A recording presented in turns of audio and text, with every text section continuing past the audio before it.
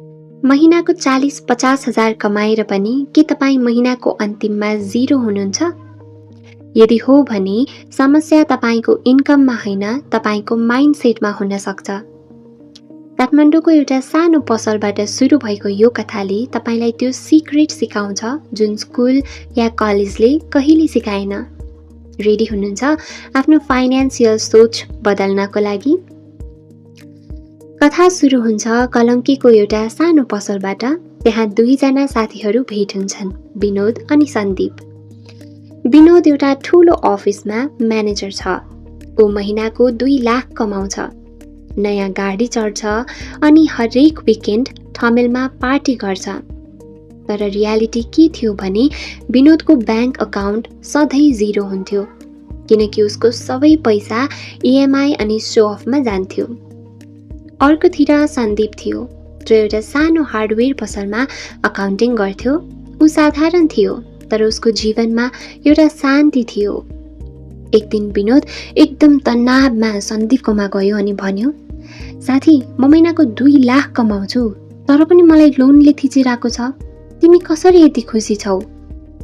सन्दीपले मुस्कुराउँदै भन्यो, विनोद, तिमीले पैसा कमाउन त सिक्यौ, तर पैसाको साइकोलोजीलाई बुझेको छैनौ।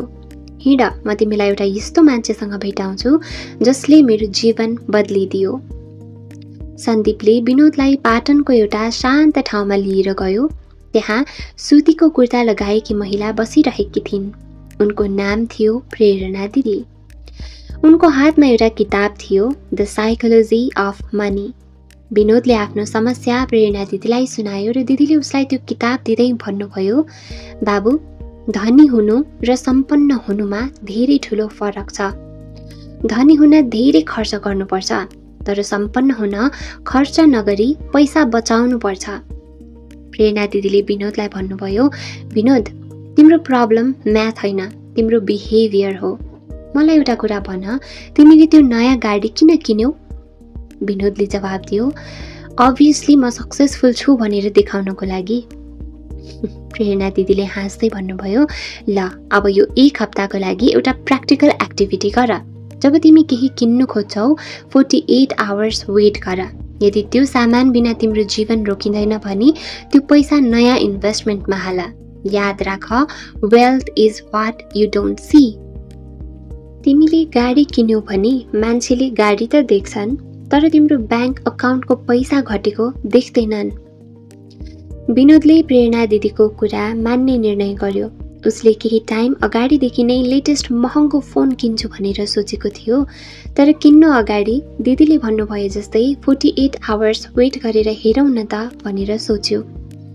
अनि उसले रियलाइज गर्यो कि अहिले युज गरिरहेको फोनबाट नै उसले फ्यामिलीसँग कनेक्ट गर्न होस्, चाहे मोबाइलको लागि युज हुने हरेक काम स्मुथली नै गर्न सकिरहेको छ।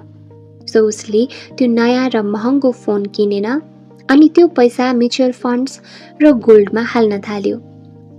6 महिनापछि उसको त्यो फियर, त्यो डर जुन पैसाको कुरामा इएमआई भर्नुपर्छ भन्ने थियो, त्यो डर हराउँदै गयो र उसले यो प्र्याक्टिकलबाट 2वटा कुरा बुझ्यो। नम्बर 1, कम्पाउन्डिङको शक्ति। पैसा राति नै बढ्दैन, त्यसको लागि समय लाग्छ। र नम्बर 2, फ्रिडम। पैसाको असली प्रयोग भनेको समय किन्नु हो, सामान किन्नु होइन। के तपाईँ पनि विनोद जस्तै इएमआईको जालमा फस्नु भएको छ? यदि हो भने प्रेरणा दिदीले दिएको त्यो 48 आवर रुल आजैदेखि अप्लाई गर्नुहोस्। मेरो यो च्यानल द विस्डम स्टोरिजमा हामी सिर्फ कथा सुनाउन होइन, तपाईँको माइन्डसेट बदल्न बसेका छौँ। यदि तपाईँ हाम्रो कम्युनिटीको भाग बन्न चाहनुहुन्छ, जहाँ हामी किताबका यस्ता प्र्याक्टिकल लेसन्सहरू डिस्कस गर्छौँ भने कमेन्टमा लेख्नुहोस्, I want to be wealthy. यो भिडियोलाई त्यस्तो 1 जना साथीलाई सेन्ड गर्नुहोस् जो सो अफको चक्करमा डेटमा फसिरहेका छन्। सब्सक्राइब गर्नुहोस्, किनकि अर्को भिडियोमा हामी 80-20 प्रिन्सिपलको बारेमा प्रेरणा दिदीको अर्को मन्त्र लिएर आउनेछौँ। Stay wise, stay free. Thank you.